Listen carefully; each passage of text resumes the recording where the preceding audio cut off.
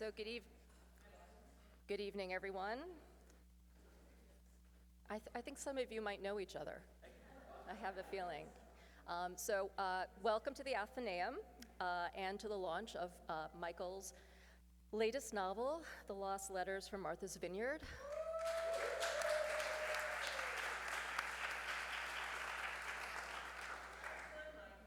I am Trisha Altman. I'm the Director of Programs and Engagement here. It's really nice to see so many new faces in the audience. I want to welcome you all. In case you don't know about the Athenaeum of Philadelphia, we are a member-supported library. We were founded in 1814.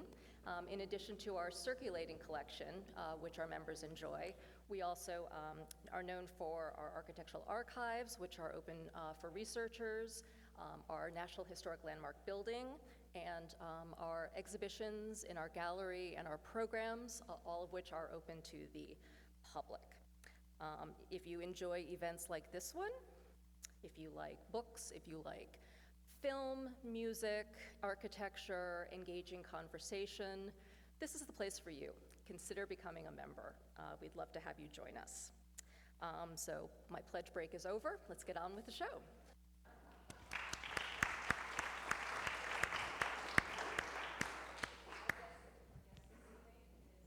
Callahan. Michael is a writer and editor whose work has been seen in a host of publications, including Vanity Fair, Esquire, and Town & Country. He is currently the editorial director at UCLA Magazine and a contributing book critic for the New York Times. Although he now lives in Los Angeles, I think he has some Philadelphia roots.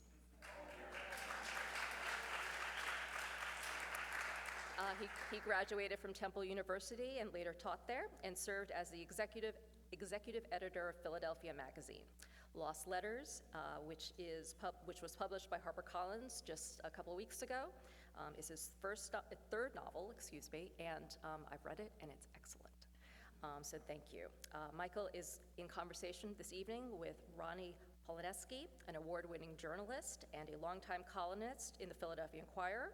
She is the editor of the Inquirer's positive news section, The Upside, which she created in 2019. She also has a certificate in applied positive psychology, which sounds fascinating, and speaks extensively on the topic of deliberate listening. So I think it's going to be a really great conversation this evening.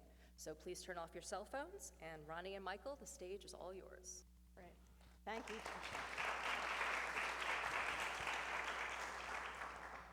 Thank you, Tricia. Thanks, everybody, for coming tonight. This is such a pleasure to be here with Michael, and if you don't know it, his book is already getting rave reviews from, it came out when? The 21st. On the 21st, okay. Women's Day, Town & Country, Vanity Fair, Publishers Weekly, Booklist, Kirkus, and we're waiting on some others. Yes. And they're all all thumbs up.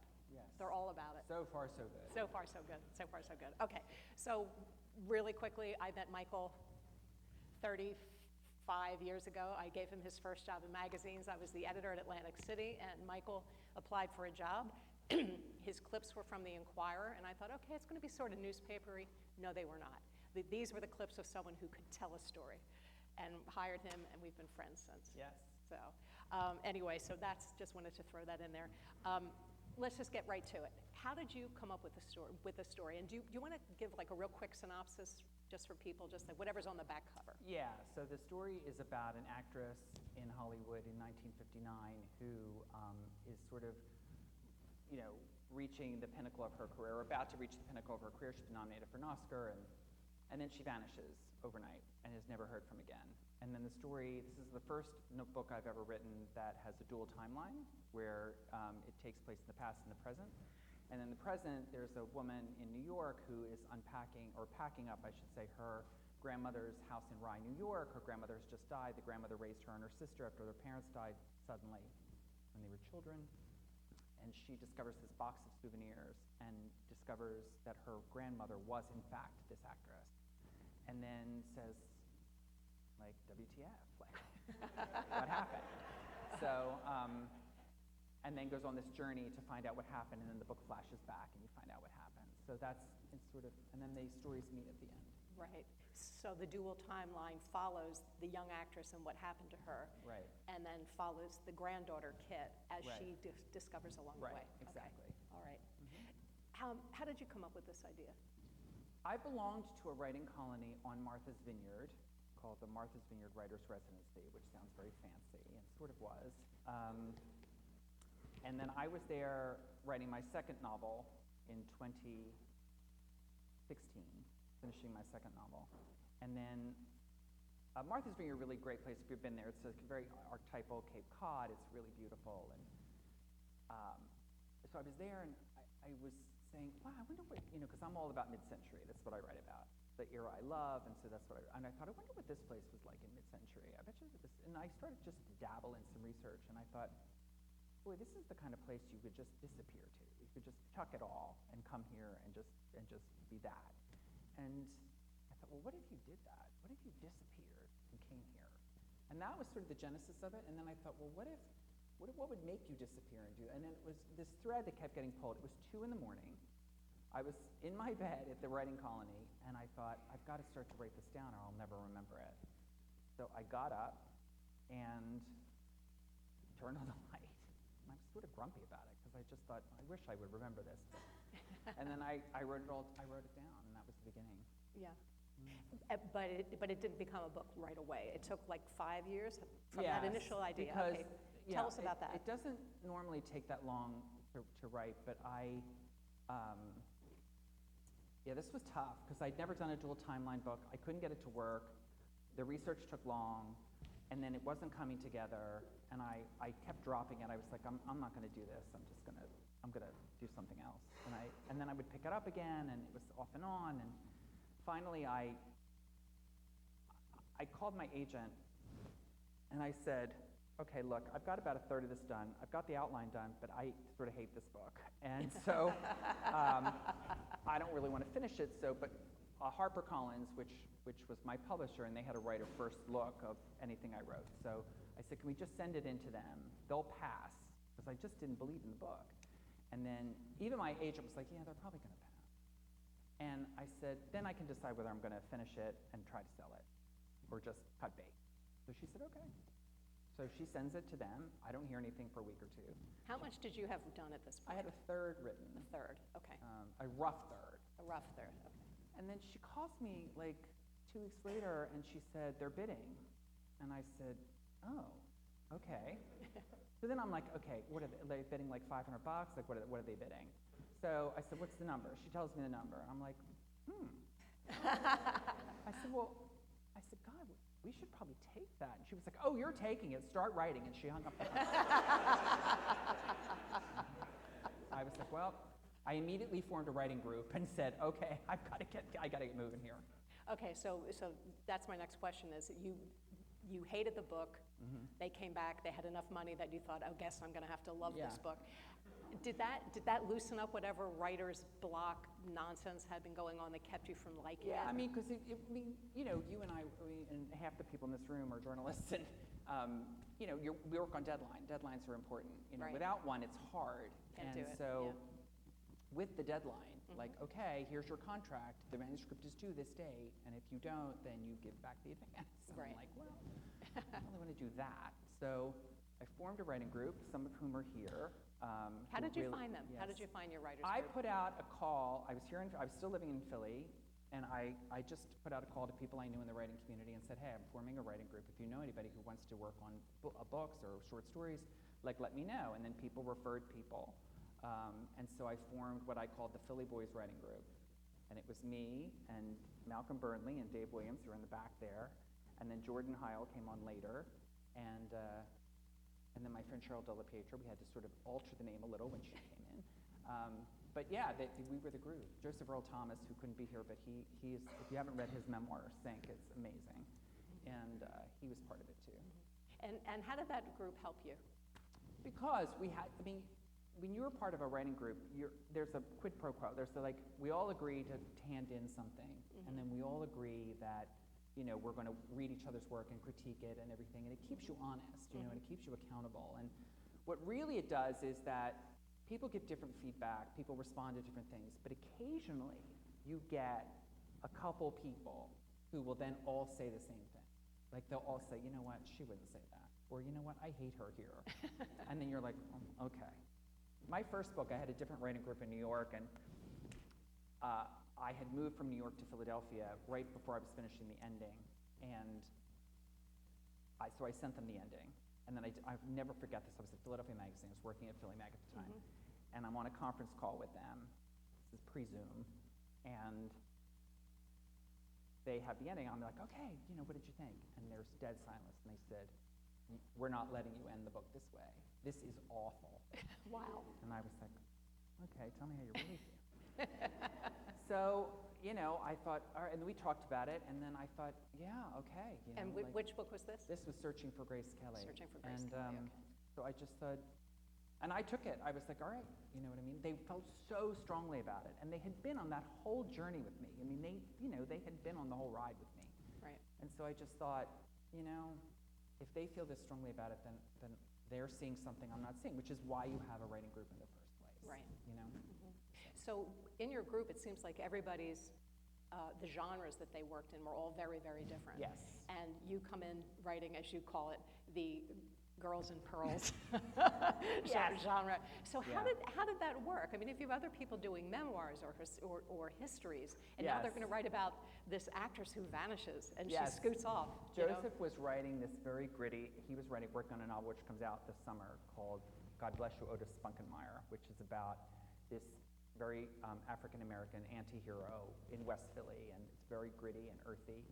And then Jordan was working on a sci-fi sort of screenplay, and Malcolm was doing these short stories that had sort of a, sort of a twisty, like Twilight Zone-y sort of, it was all very different.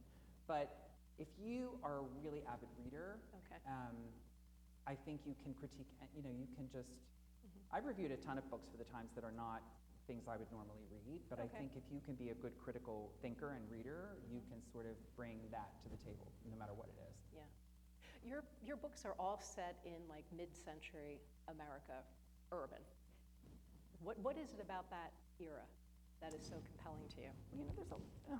As people often point out, there was a lot wrong with America in mid-century, right, in terms of, people's rights and things like that, and I get all that. But, I'm not writing, plenty of people write about those things, and that's fine.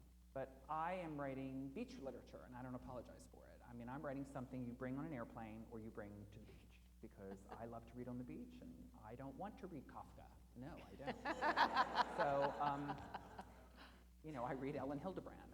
That's what I do. And so I think there's a place for that. And mid-century in particular, if you look back even at movies of mid-century, and I grew up, my mom was really big on Turner Classic Movies and all those movies, and we used to sit and watch them with her. And,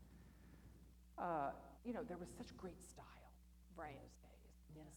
People knew how to make an old-fashioned and do the cha-cha, and there was just such panache to it that nobody was wearing a fanny pack or was wearing their pajamas, to get on an airplane. People weren't doing that. You know what I mean? My mother wore white gloves to get on the train and go Yeah. shopping downtown. Exactly. White gloves. This was the thing, and we right? didn't come from money. We weren't Yeah. white gloves kind of No, people. exactly. But there was a Yeah. kind of comportment. Yeah, if you look at pictures, even the working class people, they had a certain je ne sais quoi. I look at old pictures of my grandmother. My maternal grandmother was born in 1901, and they had zero money, Right. in the Depression and everything, but she still turned it out. Yeah. Yeah. So when you focus on that era, what I notice in your books is that you are very meticulous. When you're talking, with Mercy, you would say, she threw on her yellow frock from so-and-so with the kick pleat, blah, blah, blah. And you said that you actually researched to make sure that the year that dress was made would actually be credible for the book.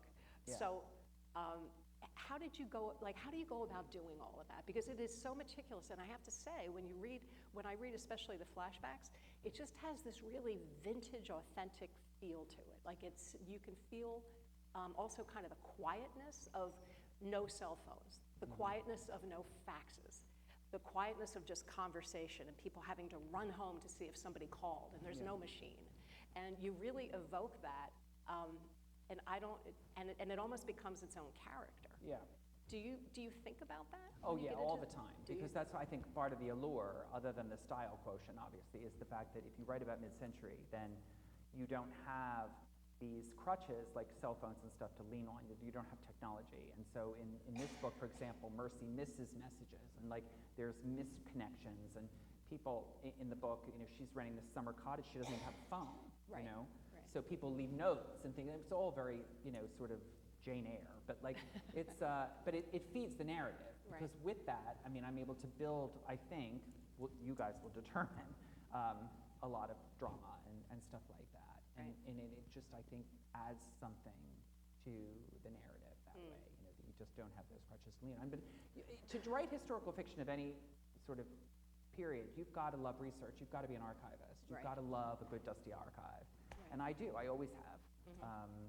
All my stories for Vanity Fair have been archival almost, and but you've really got to embrace that part of it, the Right. treasure hunt aspect of it, Right. of just trying to find out all this stuff and how it all worked. And I can remember in Searching for Grace Kelly, the girl, my heroine, she takes a cab from Penn Station to the Barbizon Hotel in 1955. And I mapped out the route that the cab would have taken, and then I called the New York City Taxi Commission, and I got into the archive to find out how much the cab would have been with traffic, and like, because people, I mean, they pay attention. I got a letter once for the for that book, and this angry guy, and he's like, I went to the Stork Club in 1955, and the awning was not red, it was white, it was blah, blah. And I Game wrote him on. back and I said, yes, you're right, the awning was white, except when it caught fire that month and they had to swap in the white one for the 2 months. Please see photo attached.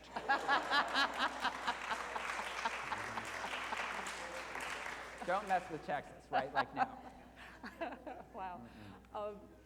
How do you, I know for Martha's Vineyard and then for these other books, you're very particular about where it's going to be set. And I know, when you and I spoke earlier, you said that you first think, where do I want the book to be, Right. before you even think about a story. Right. Well, because I mean, like, plenty of people write great dramatic fiction about Topeka, and that's awesome, but that's not me. Like, I need a place that I want to, because if you're doing this, you need to live, you're going to live in the place with these people for a long period of time. And if you don't like where they live, then you're not going to have a very enjoyable time. At least I'm not. Yeah. So I always, it's very unusual. Most people start with the plot, or they start with the characters, and I always start with the place. Like, where do I want to write about? Where do I want to spend time in what year? And so, yeah, my books have all been in New York and Newport, Rhode Island, and Atlantic City in 1949, and now Martha's Vineyard, and it's all, they're all sort of high tone. Yeah, yeah. And the place becomes a character in itself, doesn't it? Yeah, exactly. Yeah. Right, Yeah. because you learn something about the place. Like, there's a subplot in this book about Oak Bluffs, which was the only enclave for middle and upper class blacks in mid-century America. I mean, you have to remember, in the early 20th century, if you were black and you were successful, you were a doctor or a lawyer or anything, you couldn't go on vacation. There was no place that was going to rent to you. So basically, they built a colony in Martha's Vineyard in Oak Bluffs, these cottages and everything, and it's where all the black professionals went, from like the Harlem Renaissance went up there. And they had salons, and it was an amazing experience. Right. And I thought, I'm gonna, I have like quintessential white girl Mercy, but she actually intersects in this world, and Yeah. she's the fish out of water, but it's a whole way to talk about a history that I knew nothing about. And I thought, well, yeah, I mean, I'll have this layer in and tell people about it. It's a way to show it instead of telling Yeah. it, so it doesn't become this Yeah. kind of pedantic Yeah, stuff. I'm not trying to give people a history lesson, Yeah. but I am trying to make it authentic Yeah. to the time. So this is your third book about like young women in distress, and you're a man, and I'm just wondering, like, how is it? Like, what's days. Yeah, what is that? What is that for you? I mean, do you have, like, have you ever had people say, "You're a guy. What do you know? Why should you write this book?" Yeah, it's funny. They do that? When Searching for Grace Kelly came out, I sold the rights, the British rights, to England, and they said, okay, we're going to publish this, but we can't publish it under your name because women in England will not buy books about women by men. Wow. So I'd use my initials, which I was very annoyed about. Bust the And, patriarchy, right? Yeah, exactly. Wow. It's like, like, okay, you know. How did it do? Do you know? Did it I sell made well? back the advance. All so, right. you know. Joke's on them. Yeah. Ha ha, surprise! But yeah, I mean, it is, but I'm not, it's not quite as, I mean, Harold Robbins, you know, if you know his work from the, you know, the 50s and 60s, he wrote a lot of these, he had a lot of female protagonists who were doing glamorous things across the continents, and so did Sidney Sheldon in the 70s. And So Peyton Place, Valley of the Dolls. yeah, those right? were all written by women, but I was very influenced by those books as, you know, as my mother, my brother's here, and my other brother's somewhere here. Is this the family over yes, here? the family unit. Hello, over here. Callahan. Yes, exactly. Nicely done. Yes, but my mother was, both my parents were voracious readers, and after dinner every night, they would sit and read. So I grew up thinking, oh, this is what people do. They sit and read, and in my mother's case, have a beer. And so I thought, okay, so we were all, my brothers and I were very inculcated to this idea of reading, you know, for pleasure. And so my mother had a huge bookcase that she had custom made. It lined the back of the dining room, wall to wall. And she was sort of, my aunts all lived around us, and they would come and borrow books, and she had a little book, and she would, you know, she would sort of keep tabs on who had what, and, you know, and your book is overdue, but it was powerful because my father favored like Russian history and spy novels, and they were a little too impenetrable for me. But she, you know, we used to joke all the time. All her books were the same. They were all like, he was the rogue who couldn't be tamed. She was the siren who won his heart. Together, they built a dynasty. Like every book she had was that plot, you know? But I would pull them off. And I mean, I read Peyton Place when I was about 12. Like, nobody was watching. Like, it's not appropriate reading. But you're like, but I loved all that. I loved high melodrama. You know, even as an adult, like I watched every episode of Knots Landing. Like it was my jam. So like I was always into that sort of storytelling. Yeah. So then what led you into journalism? You were a journalism major at Temple? I won an essay contest in 8th grade. Okay. What the canonization of John Newman means to me. Evidently, quite a lot. So won the Archdiocesan essay contest and thought, oh, I'm going to be a writer. Like, this is what I'm going to be. My father was not keen on the idea. Okay. He said, no, you're going to go into computer science. And I said, that sounds awful. And I said, are you paying for college? He said, no. And I said, well, then you don't get a vote. So, but he got on board. You know, he really did. He was very proud of me. I'm sorry that he didn't live to see my books published. I think that would have been really special. But I feel it with me.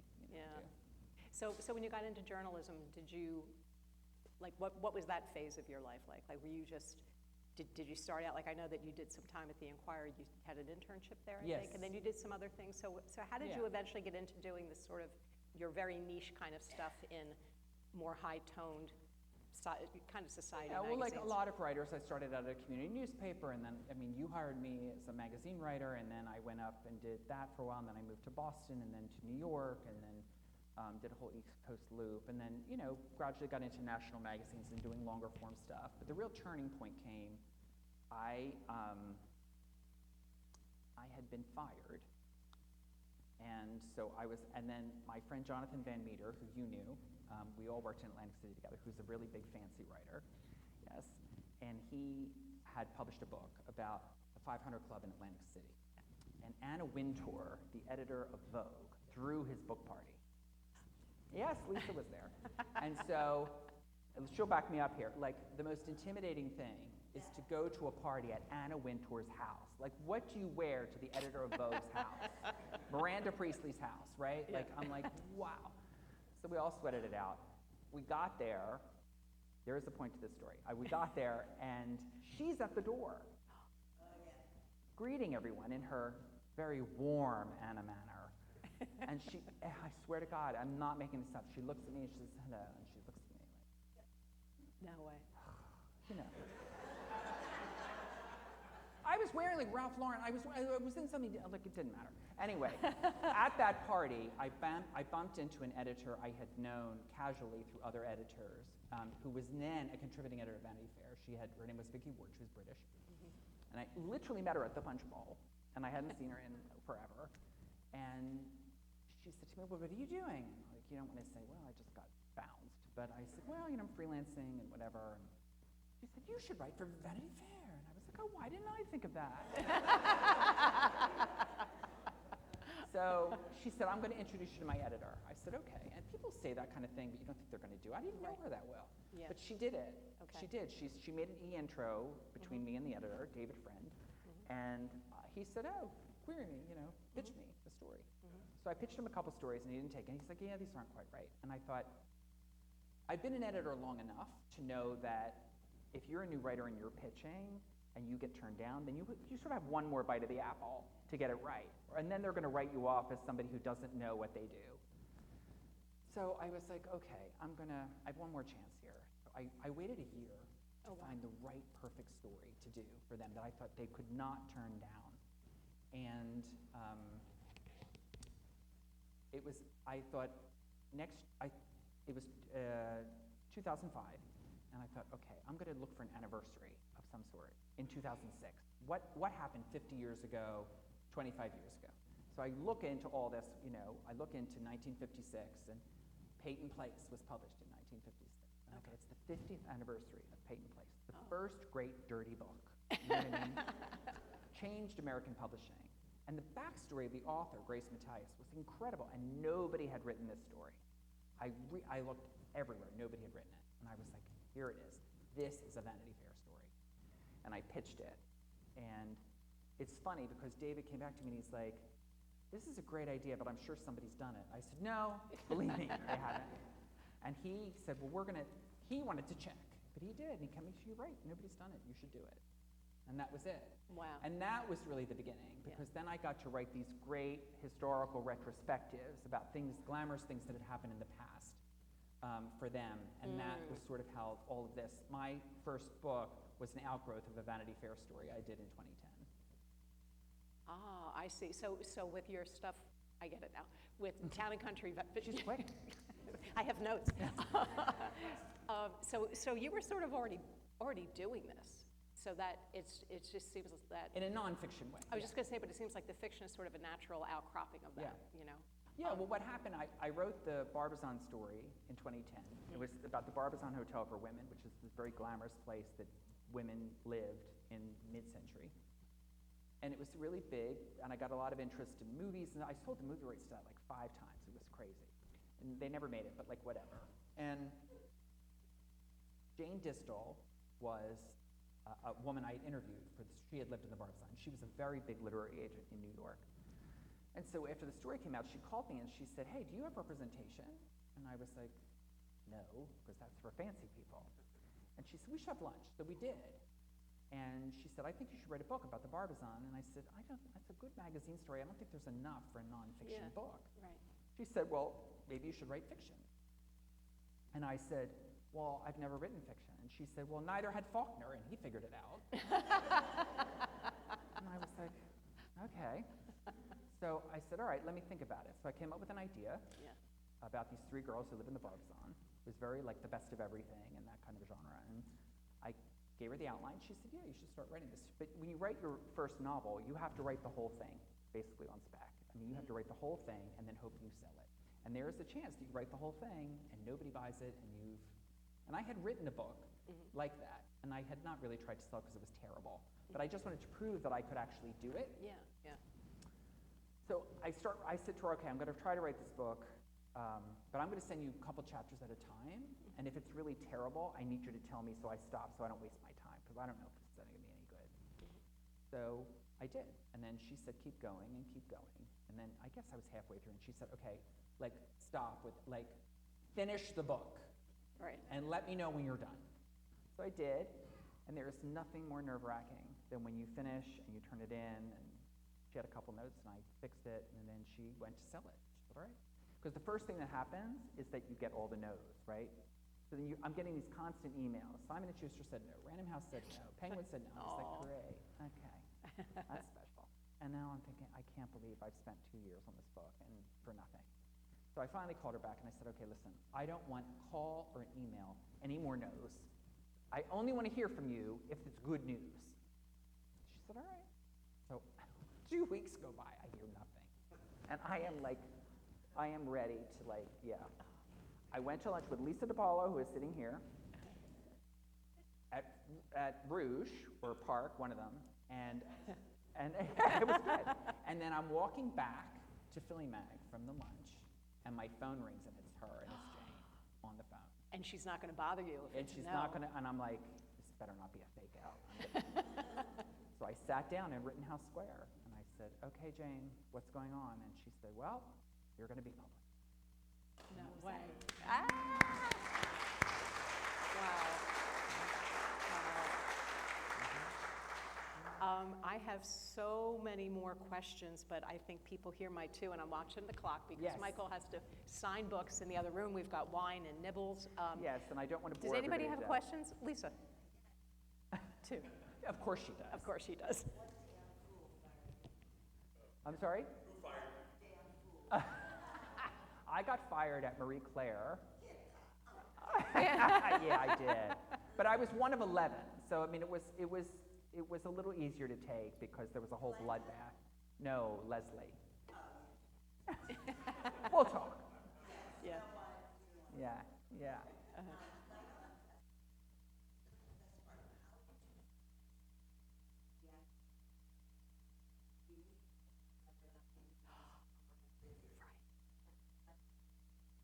How did I find my subject? Oh, is this sort of the Diane Varsi thing you read? Yes, exactly, That's it, right. okay. That's a really good question that because was there's a a good great question. answer. There was an actress named Diane Varsi who starred in Peyton Place, and she was nominated for a supporting actress Oscar. She didn't win, and she was in her mid-20s. She was a rising star in the 1950s, and then she disappeared. She just chucked it all and disappeared, and she moved to Vermont. Now, it wasn't quite as dramatic. I mean, people sort of knew where she was. But still, she chucked it all and did it. And in fact, at the 1960 Academy Awards, Bob Hope was the MC that year. I watched the tape, and at the end of the whole telecast, you know, when they sign off, he's like, thanks for being here. And he looks up at the sky, and he says, and good night, Diane Varsi, wherever you are. And I thought, oh, what if, you know, what would make somebody who was really on the cusp of a really big deal chuck it all? Why would you do it? What would happen to you that could change your life so dramatically that you would make that choice? Right. And I thought, well, I have no idea, but I'm going to figure it out. And then that was it. Wow. Did you? What was it like for you to invent dialogue? Oh, well, you know, I mean, one thing I do when I research any book is that I watch a ton of movies from that year. Okay. So this book is set in 1959, so I watched a ton of movies from 1959. And you really pick up, you know, you pick up the lingo, and you pick up the slang, and you pick up, like, I had no idea what the, you know, you're giving me the Zorros, and I was like, well, what is that? So I had to look it up, and that means, like, you're making me nervous, you're making me, I'm upset. Yeah. But then that was the, you know, of the period. So that's part of it. And then, you know, you read a lot of literature from that Right, day, right. you know? Anybody else? Who else has questions? Go ahead.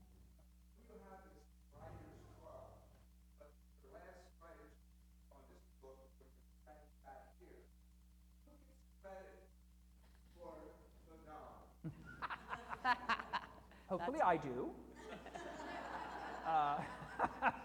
But that's why we have acknowledgments in the back, so we can thank all the people who got us on the journey. And I did thank all of you, I want you to know. Yeah, so that's part of it, you know, for sure. But, you know, I mean, it's, when you join a writing group, it's a quid pro quo, you know what I mean? Like, they're helping me, but I hope that I'm helping them by giving them, you know, insights and whatever. But like my friend Brent Baker, who's an aspiring writer, who later became part of this group, and he's a friend of mine out in Los Angeles, and he's never been published, at least yet, but he will be. And he was really, I mean, he came to me, and he's a voracious reader, and he said, I want to read the book. And I was just about to turn it in. And I said, okay, but like, I've got to turn this in like in 2 days. And he's like, I'm going to read it. And he read the whole book like overnight, and then gave me really good, he said he had some really surgical edits for me. So, you know, it's nice. It's nice. And you also thanked him in what way? Oh, I named a character after him. Yeah. Yeah, I named a character after him. There's several people in this audience who are in this book. Exactly. My friend Patrick Stewart's, well, he's not here at the moment, but he was here. Yeah. But the Stewart's family is here he is, Patrick Stewart's, everybody. But he, when I was looking I needed this old New England family name. Yeah. And I just thought, the Stewarts, that's a great name for a family. Yeah. And so then I decided, I'll throw Patrick in the book. So Patrick is in the book, and he looks like this. So, yes. Big star turn. That's why I guilted him into coming. I thought, I named a character after you. You've got to show up. Any other questions before? Oh, yeah, go ahead.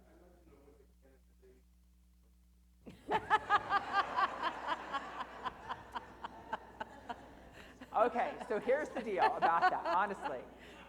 I have a website, which I want you all to go to. It's callahanwrites.net. And on the About Me page, I have a photocopy of the essay on the page. You can read the essay in my great Palmer method handwriting. I wish my handwriting was that good now. I don't. Awful. Yeah. Michael, how much of you? How much of me is in my books? Well, people, like, obviously I have a bunch of friends here, and they'll all say, oh, I could really hear you. You know what I mean? It sounds like, well, of course it sounds like me, or I wrote it. But some of it is me. I show up in unexpected ways. Some of my neuroses and my, whatever, especially in the first book. Each of those three main characters in the first book had a part of me in them. And anybody who knew me knew that. But this book not so much, I think. Although I take things from different parts. Like there's a character in the book, an old Irish woman. She's a bartender. Her name is Bridie de Courcy, and my family will know. Bridie de Courcy was a really close friend of my grandmother, my paternal grandmother. They were like besties, and I thought that was such a great name. I mean, that's something out of like Dickens, right? Bridie de Courcy. And so it's helpful to have that kind of stuff and just shovel it in. I feel like who you are really comes across in the narrative voice of it. Mm-hmm. Like some of the observations you make, I'm like, that's so Michael. So there was a hand over there. Oh, go ahead, Amy. Amy. Which do you like more, Philadelphia or Boston? Be careful. The exit's blocked, so I'm like, it's my brother at the exit, my nephew, so. No, I'll tell you this. I love Philly. I will always love Philly. It's my home. I grew up here. But I've always wanted to go and live in LA and have what I call a California adventure. And I thought, and then a couple years ago, my mother had just died. I had been let go from my job, and it was a bad time. And I thought, this is it. Like, either I'm going to do this now and do it and just do it, or I'm letting this go and I'm not going to do it ever. I'm just going to forget this. And I started to look for work out in California and found a job. It was the wrong job, but it got me out there at least. And then I went to work for a tech company, and very bro-y. It's very like everybody like eating pizza at 2 in the morning. It's so cool. I'm like, no, it's not. It's 2 in the morning. So I left there, but now I landed at UCLA, which was the right job for me. And I'm going to stay a couple more years, and then I'm coming home. I'm going to retire. I'm coming home.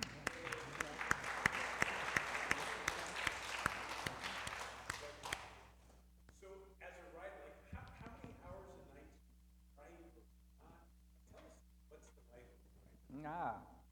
Lisa will tell. Yeah, it's suicidal. But